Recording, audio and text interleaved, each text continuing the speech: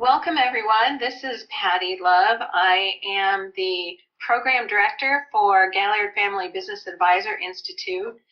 We are here today with another one of our monthly webinars. This one is on the fabulous book, Your Exit Map, Navigating the Boomer Bust, written by John Dinney. And John is a longtime member of our network.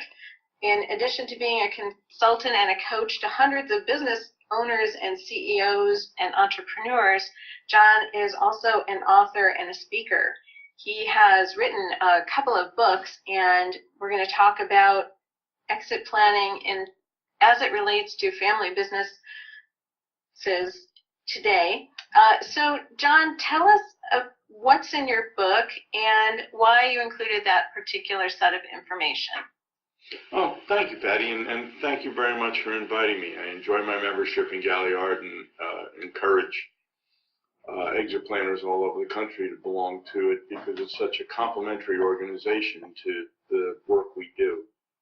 I wrote the book because there are a number of books out on exit planning. We certainly know that. And a lot of them are, let's be frank, deeper than this book. This book is not intended to be the definitive guide to planning your own exit. It's intended to be something that gets owners to move forward. And I don't think you get them to move forward by only telling them what they need to do. We need to tell them why they should be planning. So I wrote it for 4 reasons. One, I want to engage business owners who don't read business books. I wanted to put something out there that was fun, illustrated, very colorful, and had a storyline. The book is written almost like fiction. I've written a number of books, and I understand how to construct a chapter to go from one point to the other. I wanted to create a memorable leave behind for advisors. We have a number of affiliates around the country in our organization. The Exit Map is simply a front-end sales organization. We don't compete with any of the other certifying bodies or exit planning bodies. We don't pretend to be an exit planning system. We're just a process for landing clients. So we sell these books at deep discount to our affiliates so that you don't even have to think about whether it's worth it to leave behind or to hand to a business owner. The third purpose was to demystify exit planning. It's a fairly new term, and a lot of people are frightened by it. We still talk to other advisors that say, oh, we don't talk about exit planning. We talk about transition planning or succession planning or life planning. There's nothing wrong with talking about exit planning, except it's mysterious to our clients. And finally, overcome procrastination. The strong message of the last half of the book is, don't try this at home. It takes a number of people to do a good exit plan that's going to realize the maximum proceeds from your business, and you should get some professional advice. You know, we're all familiar with the demographics of it. I have used this quote for over 10 years in my speeches to business owners about exit planning. Peter Drucker said, I don't predict the future. I look at what has happened already and point out the inevitable result. One of our objectives, especially in the first half of the book, is to load on enough factual information backed up by authoritative sources to make the business owner understand that we're not just crying wolf. They have a real issue here, and they should be doing something about it. So part 1 is about the baby boomers. And whether we like it or not, baby boomers love reading about baby boomers. They love reading about what an influential generation they were. And they like nostalgia. They like the simpler days when we didn't worry about the headlines that we worry about today. So the first section is really just a walk down memory lane. And it's intended to engage them. It's intended to entertain them. So we have boomer trivia, humor, nostalgia, and it's all to set a tone that says the boomers were very influential, they had a huge impact on society, and that impact isn't over yet. So entertainment becomes infotainment. Once we've drawn them in with a readable storyline, we start talking about why the boomers had such a huge impact on society and on the economy. We look at the birth rate, of course. This birth rate is duplicated in so many other things. Here are college graduations, where the boomers added 300% to the college-educated workforce in a matter of 15 or 20 years. Their impact on the economy. Dual-income working couples.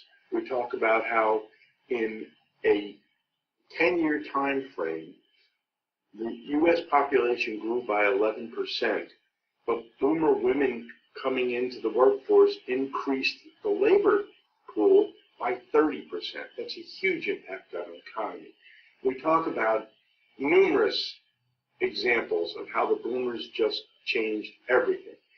And when we've drawn them in with the infotainment, with the these are interesting trivial facts, we start talking about real information, things that the boomers can't deny. Why are they different from other generations? One of the things is that we talk about a bit is health and wellness. What the boomers have done for the health and wellness industry, which wasn't even an industry when they started out, or whether it's gyms or athletic clothing or cosmetic surgery or food supplements, how the boomers have created multi-billion-dollar industries when they take interest in something. Part 2 is about boomers as business owners. Boomers are 2.5 times more likely to own their own businesses, and there's a reason for that. But it's important that they understand what the reason is and why that is true. We've established credibility for what the boomers do and how much they impacted society and the economy. Now we start talking about how they impacted the entire landscape of business ownership in the United States. You can see here in 1976, when the first boomers turned 30, there was a skyrocketing of boomer business formations. Why is that? Because there wasn't room in corporate America. A 300% increase in college-educated workers could not be absorbed into the corner suites of the large corporations. So boomers were forced by their desire for success to go out into the marketplace and start new businesses. And here we have a recession, the recession of late 70s, early 80s, and then it picks right up again. And another important point we are making here is that these surges leveled off after the boomers went through that phase of life, and they haven't changed since. We talk about entrepreneurship. Why are boomers so entrepreneurial? Why are they so driven? We look at things like franchise sales. Here we have franchise sales, a fascinating chart, one of my favorites when I'm presenting. There were 200 franchises sold in 1950, 700 sold in 1960, 2,000 sold in 1970, and then I stopped to tell the audience, and this audience as well, that we're moving from decades to years in franchise sales.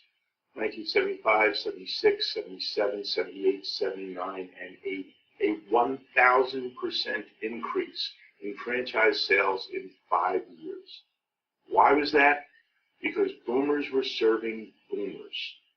Boomers were so busy trying to make money that they outsourced the chores of family life.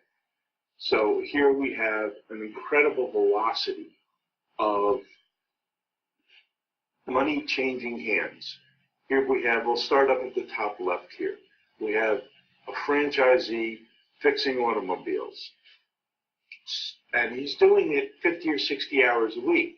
So he doesn't have time to cut the lawn, so he's paying another franchisee to cut the lawn, who's cutting the lawn for 50 or 60 hours a week, so that he can put his kid in martial arts class, which is being run by a local business person who, in order to teach classes all night long after school, is sending his children to Sylvan Learning, where a franchisee is helping them with their homework. And she's doing it 50 or 60 hours a week, so she doesn't have time to clean her house or tend to her clothes. And it goes on and on, how the boomers drove the economy to 40 years, the longest cycle of growth in history. So what characterizes the boomer business owners? Long work weeks, business first, first and family later. I am what I do.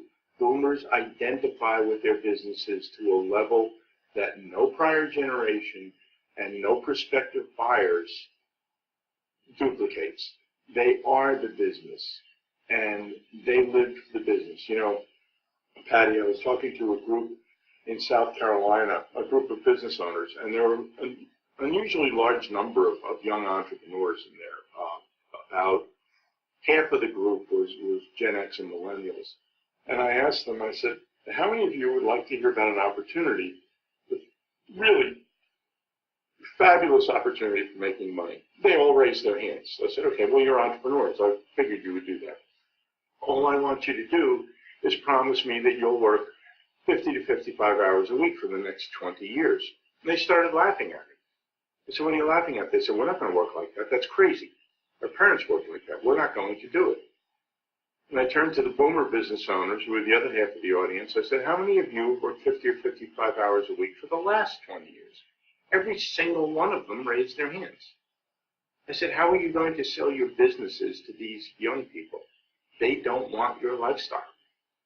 So part of the book is making them realize that their surge is a one-time surge, and they're not going to find as many buyers as there are sellers. Here is where we finish in the second section. The bill is coming due, the cost of entitlements. I heard on NPR just yesterday an economist saying if we don't stimulate the economy greatly in the next 10 years, the crush of entitlements from the demographic wave that is hitting Social Security and Medicare is going to break the budget. We won't be able to do anything else. So, having established that the boomers coming into American society were a major force, and now establishing in part two that the boomers leaving their small businesses will be a major force, we move on to the impact of the buyers. And the buyer generation is very different. We all know it instinctively, but I really wanted to put it in one place so they could understand what was facing a buyer or facing a seller looking for a prospective buyer for their business. There's sociographic trends, demographic trends, and psychographic trends. The demographic gap is well known. Any of us in the exit planning business know this. Generation X is 30 million people short. And millennials, who a lot of people are pegging their hope on, as the millennials beginning to get into their 30s now, have a different problem.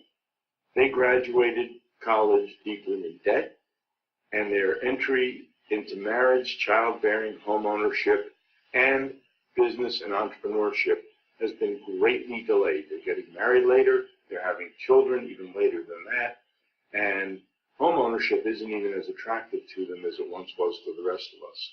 So neither generation looks like the answer for all the boomers that are going to be trying to sell their companies. The psychographic gap. Generations following the boomers work to live. They don't live to work. That example I just gave you. They want businesses that are not going to control their lives. They want shorter hours, more time off. They're less interested in material accumulation. They're used to paying for things on time. They're used to internet subscriptions for their music, streaming subscriptions for their television. Everything is paid by the month. So renting an apartment just seems like another pay-by-the-month arrangement. They don't have that same attitude that the boomers had of, oh, that's wasted money if I'm not putting it in equity in my own home. They aren't as interested in that. They're not as brand conscious. Boomers became very brand conscious. They wanted you to know how much their jeans cost. The following generations are not driven by the same thing. And in the upper socioeconomic brackets, a lot of the Gen X and millennials that are having children are partially supported by their boomer parents. It may not be as obvious as a monthly stipend, but how many boomer business owners do you know that say, I want my grandchildren to go to a private school. Don't worry, we'll pay for it. I would like the whole family to get together in Orlando this summer for all of us to spend a week together. Don't worry, I'll pay for everyone. That's supporting a lifestyle that their children and grandchildren couldn't realize without a constant infusion of capital from their better off boomer parents. So that, plus an estimated right now $17 trillion in inheritance, does a lot to allow Gen X and the millennials to realize their lifestyles with less financial pain than it would have taken the boomers to do the same thing. Finally, the sociographic gap. Replacing the boomers has been the #1 concern of international CEOs since 2008. They know that they are going to have to backfill that corporate knowledge base. And to attract Gen X and the millennials, they've put in flexible hours, telecommuting, paid time off, job sharing, portable benefits, paid external interests like charities or sabbaticals to go on mission trips. Small business can't match that. Small business cannot offer the kind of limited lifestyle and almost unlimited benefits that corporate America currently offers. So Main Street is behind in their awareness of what they're competing with. Then the Gen Xers and millennials are also well aware that the business ownership world has changed. Almost 30% of U.S. occupations now require government licensing. Businesses that a boomer could have bootstrapped and started out just because they knew how to do that work now require certification, testing, and obtaining a license before you're allowed to do it. The expansion of agency-created law. For boomer business owners, this has been a slippery slope. Every year there's a little bit more, but we put up with it. The EPA, consumer protection, the different things where government regulators have passed laws that have nothing to do with Congress. This stuff doesn't even go through Congress. So employer liability increases steadily. I was talking to a service company the other day that puts two-person teams in trucks. And the owner said to me, yeah, this is great now. He said, if I announce that only guys are going in the trucks, then I'm going to get an EEOC suit from a woman who wants to ride in the trucks. If I put women in the trucks and one of the guys makes an untoward comment towards her, I'm going to face an EEOC suit for putting women in the trucks. What am I supposed to do? And it's a good question. In 2015, here's another statistic I love throwing out. The federal government published 81,611 pages of new and proposed regulations. Believe it or not, the people that are looking to get into businesses, the entrepreneurial inclined Gen Xers, are aware that it's a lot tougher than it used to be. And they don't have capital. Gen X, which is our principal buying group right now, they're 32 to 52 years old, grew up with debt. They got credit cards in college. They graduated with school loans. They have spent their entire life looking at advertising on television that says you're a fool if you save up to buy something. You can buy it today and just pay for it later. And their budgets are all about making payments. Now, I know people object. At some point I have to interject. I know slacker boomers and I know workaholic Gen Xers. But broad characteristics of a generation are true. And they expect built-in financing. They've always had built-in financing. If they want to buy furniture, a television set, a new car, a vacation, there's always been financing available so you could have it now. And they are going to approach small business and they're going to say, I'd like to buy your company. How are you going to finance it for me? So there's too many sellers and too few buyers. We all know what happened to the value of Beanie Babies when everybody realized that there were too many of them and they were never going to be a collector's item. The buyer's market is inevitable. We have now set up the why. We've talked to the boomers with statistics, with stories that are familiar to them, and the thing when I do my boomer bus presentation around the country that I hear the most is, wow, I kind of knew all those things, but I never put them all in one place before. The purpose of this book, the first half of this book is to put them all in one place so that they understand why they need planning assistance. Now, we've shown them why. It's time to start showing them how. But I don't want to wear them out, and I don't want to change the tone of the book. So we're not going to suddenly switch to a textbook on the details of planning. We're going to still discuss it in broad terms that a business owner can breeze through. My only purpose in part 4 is to tell them there's more than one way to get out of your company. Who can help? This is where we start pitching experts. We say you need somebody. You can't read it on your screens. The left, we talk about accountants, estate attorneys, wealth managers, consultants, business brokers, and insurance brokers. They all have a role, but you need one person driving the bus. We also introduce them at this point to the website that accompanies the book, yourexitmap.com. It's a supporting website. It has tools, it has articles, it has blog feeds on it. It has advisor information, how to select an advisor, what to look for in an advisor. It's growing every day. We keep making more things. We have tools on it that are so cool that they can model their distance, their financial distance to goal. They can model their anticipated sale price with a sanity check. Is that financeable? And we refer to it throughout. The interactive tools. This one is the seller sanity check. You can plug in what you think your company is worth, look at various financing options, and determine whether it's going to satisfy the bank and an investor's anticipated ROI. We also list our advisors nationwide. As I said, there are advisors from many different. We have people from John Warrillow's Value Builder System, from Gino Wickman's Entrepreneurial Operating System. We have people with CPAs and CXPs and family business certifications, state attorneys, CPAs. Various people use this, and we list them just as using the assessment because we're pitching them at the website on doing an assessment. So 4 is encouraging them to get some idea of how prepared they are to exit their business.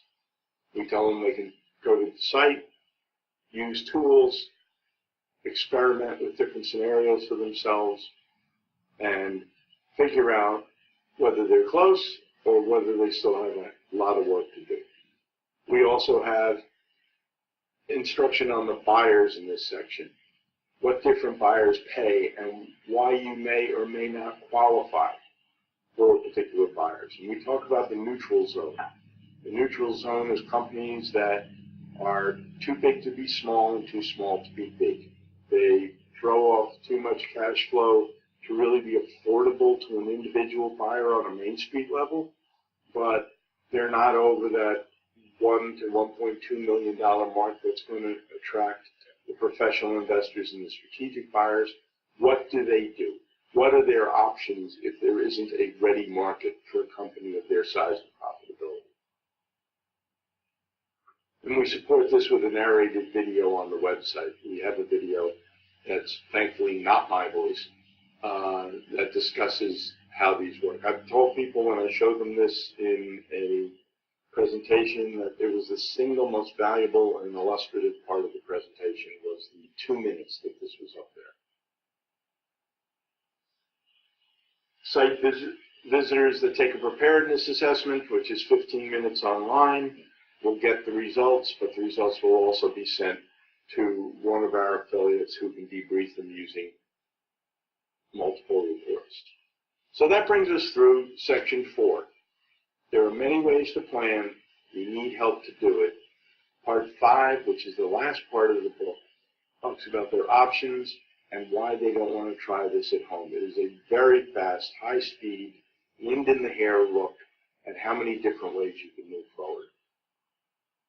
We start with the personal vision, and I hope that every exit planner is starting with the personal vision. If you don't have an owner that knows what he or she is moving towards, they're going to be very difficult to work with. We spend a lot of time on this before we do anything else because Entrepreneurs go to things. They don't come from things. How many entrepreneurs have you ever talked to that want to tell you how good their sales results were 3 years ago? They don't talk about that. They talk about what their sales are going to be next year. So we focus on that because they have to have a target. They have to have somewhere they're going. So we talk about the personal vision. We give them access to worksheets that they can work on their own personal vision. And we tell them once they have their personal vision, they should share it with their trusted advisor. We talk about their options: leverage buyout, industry, ESOP, family succession, strategic sales, private equity, Main Street brokerage, and what the differences are with each, what type of companies fit best into each type of exit strategy, and the different types of advisors you may need to bring you through those strategies. Exit planning issues that we discuss in Section 5. Again, we return to the glut of businesses that are going to be sold. We talk about valuation, how to measure cash flow. We have tools on the website for measuring either SDE or EBITDA. What add backs you can use and not use, classes of buyers, lifestyle or legacy, what's most important to you in your personal vision. How to handle confidentiality, due diligence and disclosure, growth strategies, value drivers, post-closing pricing adjustments, handcuffs and clawbacks. Now, there's enough stuff on this list in front of you right now to create a book. We know that it was not our purpose, again, to have a definitive book. We refer to all these things so that we can reinforce the message: get an advisor, don't try this at home. Understanding the advisor team. We talk about the different people who are on the advisor team and how they may have different approaches to the same problem. We use an illustration of a physician. You walk into a doctor and say, "Doctor, my shoulder hurts," he will treat it. But how he treats it depends upon whether he's an internist, a neurologist, an orthopedic surgeon, a chiropractor. And we point out that it's the same when you go to your financial advisor or your CPA or your attorney. They will do what they know. It will help you, but it may not help develop a comprehensive plan where all the parts work together, which is why you should have someone experienced in the broad aspects of exit planning to talk to and help guide you through using all these other professionals. And our calls to action. It's only the biggest financial event of your life. We respond to some of the objections we know that people bring up all the time. You may not have a plan for taxes. That's okay. The IRS has a plan for you. They will more than happily implement it the second you sell your company. A lot of people say, "Come and talk to me in 5 years." We make it plain that it takes 5 years to set up any kind of rational exit. And we ask, do you plan to leave 10 years from now? Do you mean you want to talk to an advisor in 5 years and then spend 5 years? And our calls to action continue. Do you plan for your business, or do you just let everything happen? Exiting your business isn't going to just happen. A plan is an action. This is an important part of the book. Our idea is to get them thinking about it and talking about it. When they start is entirely up to them. The plan, I'm sorry I studied there. I just saw that the Adobe stock watermark is still on that implement switch. I'll have to get rid of that. Oh, sorry. A plan is an action. Once you have a plan, you'll start running your company differently, knowing what you want to do with it. So plan now, implement when you choose. And the final argument, it's probably the biggest financial event of your life. So I referred to our marketing and engagement system. I'm just going to take less than a minute to talk to you quickly. The lead generation, advisor listings, SEO enhancement that comes on your exit map. The Follow Me Home of the book. It's a full-color hardcover book to leave behind. No one will ever throw it away. The planning blog gets fed to our affiliate sites so that they always have fresh content on it. And the idea is to maintain top of mind. We are in a window of opportunity industry. We seldom talk to a business owner who says, I never thought of exit planning. Why don't you come over tomorrow and help me develop an entire exit plan? They say, let me think about it. Get back to me in a few years. I'll call you when I'm ready. Part of what we developed is a system to make sure that they call you when they are ready. It's also a qualification system. There's a free 15-minute online assessment that's available on the sites. Completely customized client reports drawing from 30,000 words of narrative.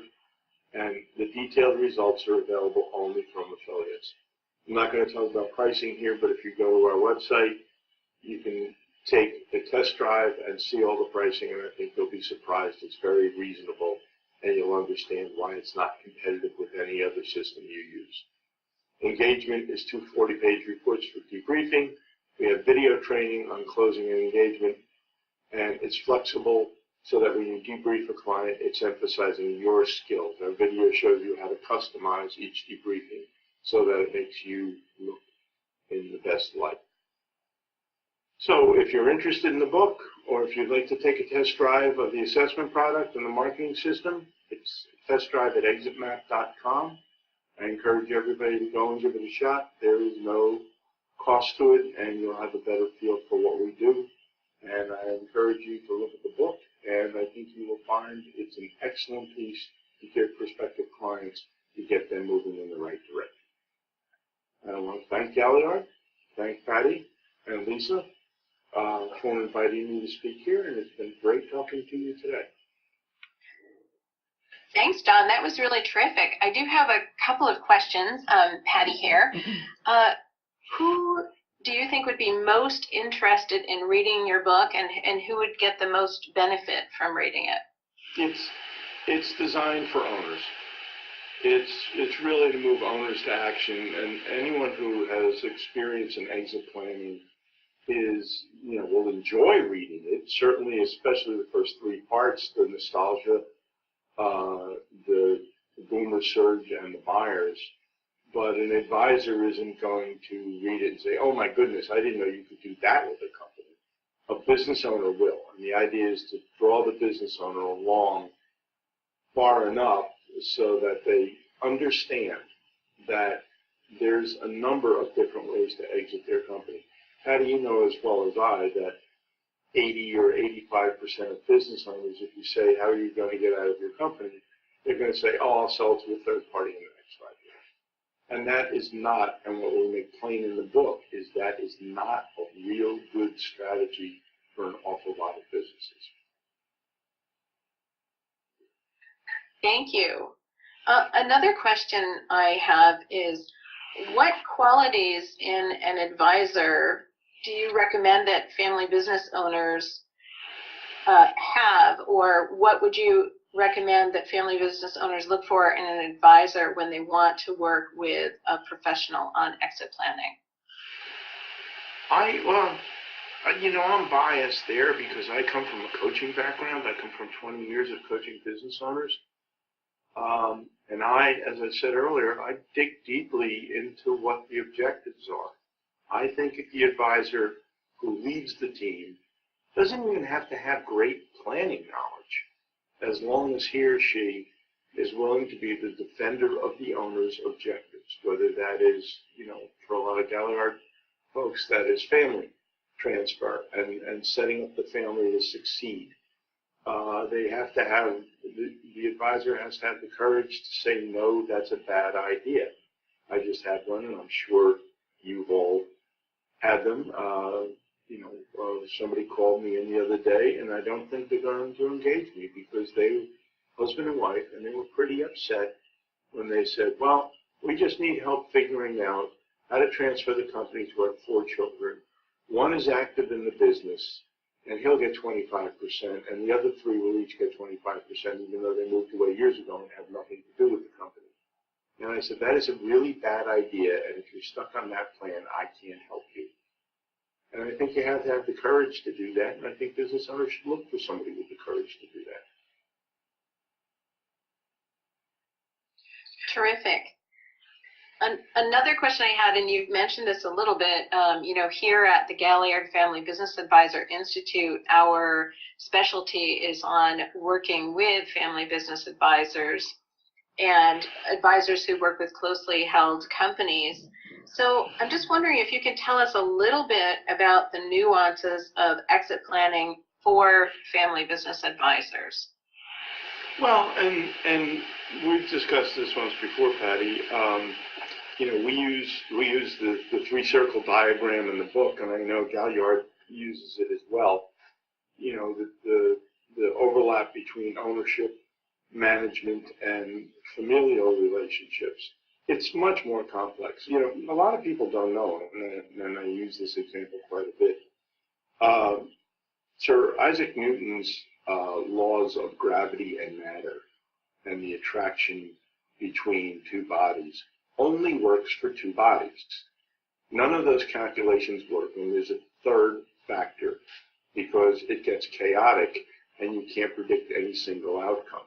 And it's the same thing with those three relationships in a family business. In a normal family business, you have management, you have ownership, and you can work with those two things, and you know if you do certain things with ownership, certain other things are probably going to happen with management.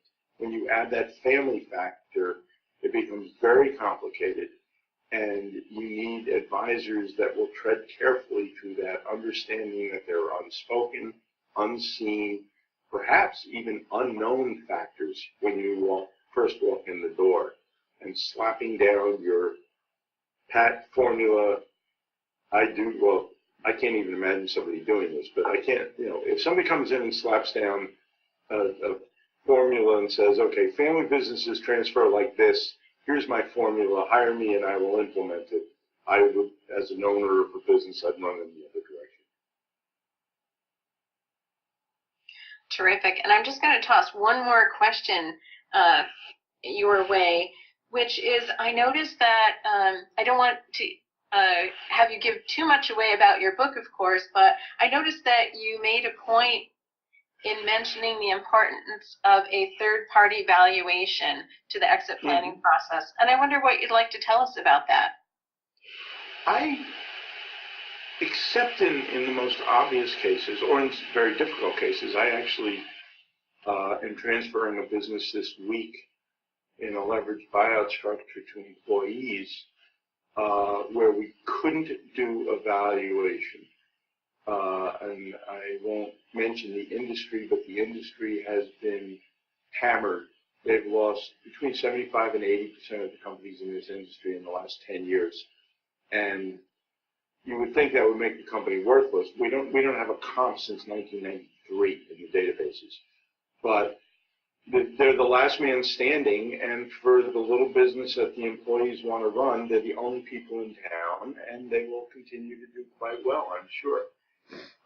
But for most folks, I think if it's an internal transfer, even a family transfer, you want some third party to put a number, to put a formula in there that so no one is accusing each other of favoritism or manipulating anything.